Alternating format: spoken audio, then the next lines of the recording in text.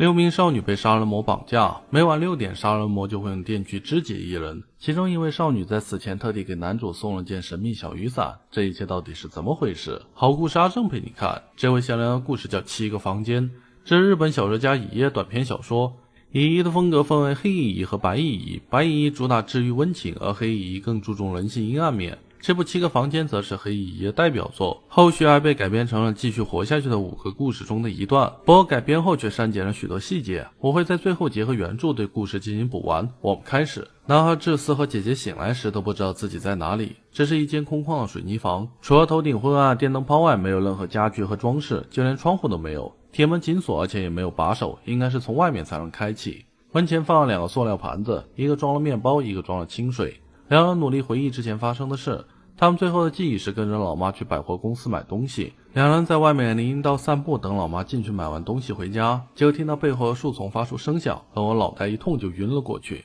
现在想想是有人从背后敲晕了两人，将他们带到了这里，只是两人都不知道对方是谁，为何要这么做。在门口敲打好一会儿，却怎么也没人应，折腾累了，两人就这样沉沉睡去。房间里的第一天就这样过去了。第二天一早，智司想上厕所，姐姐便让他去一旁的水沟里上，估计那水沟就是充当厕所用的。水沟很恶心，里面还有蛆虫在蠕动，姐姐却注意到水沟里的水是流动的，两侧是漆黑的洞口，洞口很小，但凭智司的体型应该能穿过去。姐姐便让智司沿着水沟逃走，去外面报警。智司忍着恶心从水沟左侧上游的洞口出去，姐姐满心期待在门口守着，希望警察赶紧过来。这么精彩的视频当然要配一些炸鸡跟薯条，边吃边看。最近我在闲鱼买了好多低价套餐，特别省，点击评论区闲鱼搜省钱神券，现在还能0元抽霸王餐，吃喝玩乐线上闲鱼，闲鱼真的太神奇了。回到故事中来，可惜没一会儿这次又原路回来了，说水沟尽头用铁栏杆封住，根本出不去。只是中途还有3个像这一样的小房间，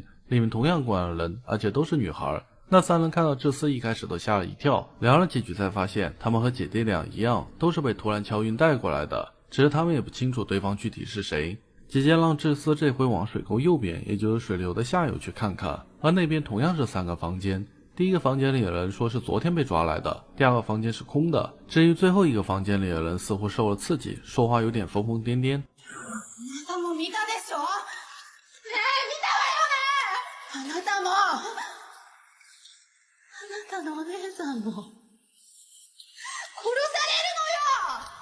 这次看这边镜头也有栏杆挡住，只能折返回去。他将这事告诉了姐姐，尤其是那女人说每晚6点都会有尸块从水沟里飘过来，可智司和姐姐记得昨天并没有看到所谓的尸块，两人都有些害怕，打算今天等到6点时再看看情况。两人一直等到6点过去，水沟依然安安静静，智司总算安心下来吃起了面包。第2天就这样过去了。时间来到第3天，智司继续在这7个房间之间徘徊，他还特地问了一下其余房间的人有没有看到过尸块，可他们都说没有。他猜或许是那人看错了，只是再回去找那人，却发现那房间已经空了，也不知道是被放走还是怎么了。路上他还想问问其余人身上带了些什么东西，单独一个或许没什么用，但收集起来或许会派上用场。所有人都同意，也都拿出了身上的东西，其中有个来了6天手上涂了美甲的小姐姐更能掏出一件神秘小雨伞。这次还没见过那玩意儿，不知道是干什么用的，小姐姐却神神秘秘的不肯说，而搜集一圈后也没找到什么能用的东西。当时转了一圈，发现昨天空的房间来了新人，说昨天慢跑时被抓进来的。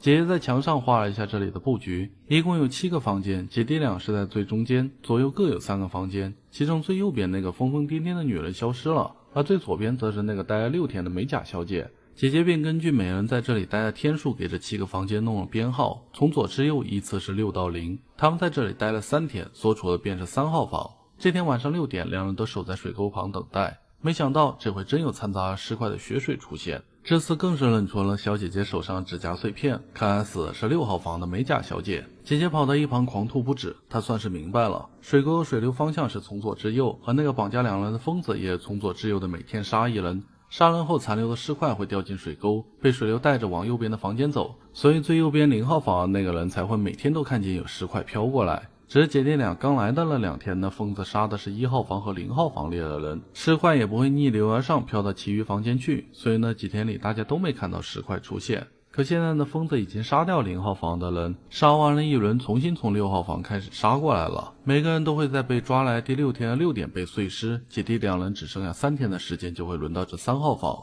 这一晚两人都睡得不是很安稳，第3天就这样在惶恐中过去。时间来到第4天，智斯继续在几个房间中游荡收集东西，并且姐姐推理出了结论，告诉了其余几人。只是他没对5号房的女孩说，因为按照推论今天就会轮到5号房，他有些不忍心，而且看对方情绪很不稳定，他怕一旦说了对方会更加崩溃。6点时他更是不敢去看那水沟里飘过来的尸块，他不知道那疯子为何要这么做。烂人应该是很享受杀人和囚禁别人的感觉吧，要不然不会专门把人关了6天后再分尸肢解。两人也试过在对方塞面包时和对方交流，可那疯子根本不理会两人。第5天，智斯来到隔壁的4号房，4号房的女生知道今天自己就会死，所以在看到男孩时取下身上的项链交给他，希望智斯要是能出去的话能将这项链交给他的家人。他跟智斯聊了很多，眼看着快要6点了，门口响起了脚步声，女孩却不想放开智斯，害怕一个人死。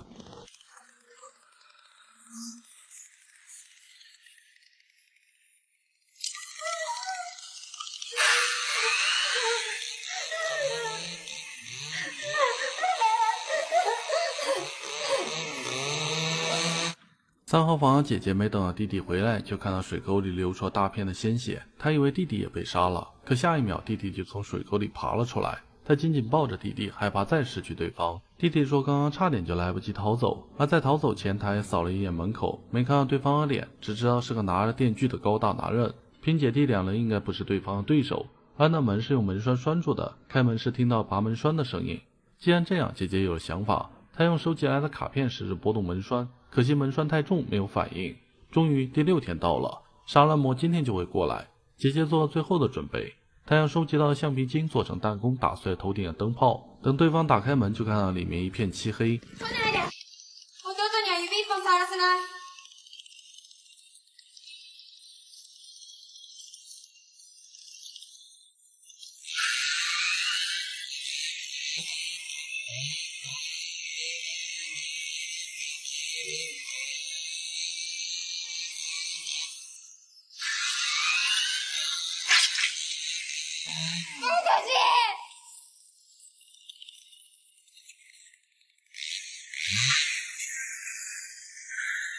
这是姐弟俩商量的对策，智斯去找其余女孩帮忙提供衣服，用那些收集起来的东西拼成智斯的人偶。随后姐姐灭掉灯光，吸引对方的注意，智斯再趁机出去。计划很顺利，智斯成功出去把门关上。他听到电锯声的轰鸣和姐姐的笑声，智斯强忍着痛苦将其余房门打开，救出了关在里面的女孩。所有人都得救了，除了和杀人魔关在一起的姐姐。门口有着楼梯，上面就是阳光灿烂的外面世界。其余人都往楼梯那走去，只有智斯停在3号房的门口，姐姐还在里面笑着，同时还响起电锯切割铁门的声音。不过铁门很厚实，依旧纹丝不动。智斯知道姐姐肯定会被杀人魔泄愤杀死，冲动之下他甚至想把门打开，却被旁边的女孩拦住。女孩轻声的安慰他，准备带着大家去找警察。泪流满面的智斯跟在后面，手上还带着姐姐的遗物，那只手表。那手表并不防水，在水沟穿行过程中表就坏掉了。时间恰好指着傍晚6点，指针停止了走动。故事到这里就迎来了尾声。电影删掉了不少细节，比如原著对其他房间的女孩也有详细的刻画，有女孩非常温柔坚定，努力说服自己坦然面对死亡，哪怕在杀人魔开门时依旧保持了镇定。而当他破碎尸块流过水沟时，智斯心痛到无法呼吸。还有一个女孩很担心自己死后父母该怎么办，将自己写有遗书的笔记交给智斯。智斯发现那上面写了很多对不起，更是感觉无比的悲凉。最后轮到姐姐时，状况其实比电影里表现得更惨烈。杀人魔一开门就锯断了姐姐的手，在重伤之下，姐姐依然维持了演技，这才让弟弟得以逃出升天。他最后的笑声既是对杀人魔的讽刺，也是给自己勇气去面对疼痛和恐惧，那是对弟弟的爱以及对杀人魔的恨。而在弟弟离开后也有一个细节，他记得隔壁房间的人刚死，杀人魔还没抓新人进来，现在是一个空房间。可即便如此，弟弟还是打开了那房间的门，因为他想到那房间里死了很多人，那些人即便死后灵魂也被房间困住，他是想帮那些死去的灵魂逃出这里，即便无法在生前帮助他们，至少也希望他们死后的灵魂不要被困在这里。看完这个小故事，让人有一种感觉，爱果然是人间最宝贵的情感，能给人勇气，让人做出许多常人难以做到的事。那成功逃走的智斯和其他女孩最后怎么样了呢？原著里没有交代结局，不过他们应该会好好珍惜往后的人生，因为他们知道自己今后活着的每一天都是在替姐姐一起活着。好了，这次故事就说到这里，喜欢的朋友也给个3连转发支持一下吧。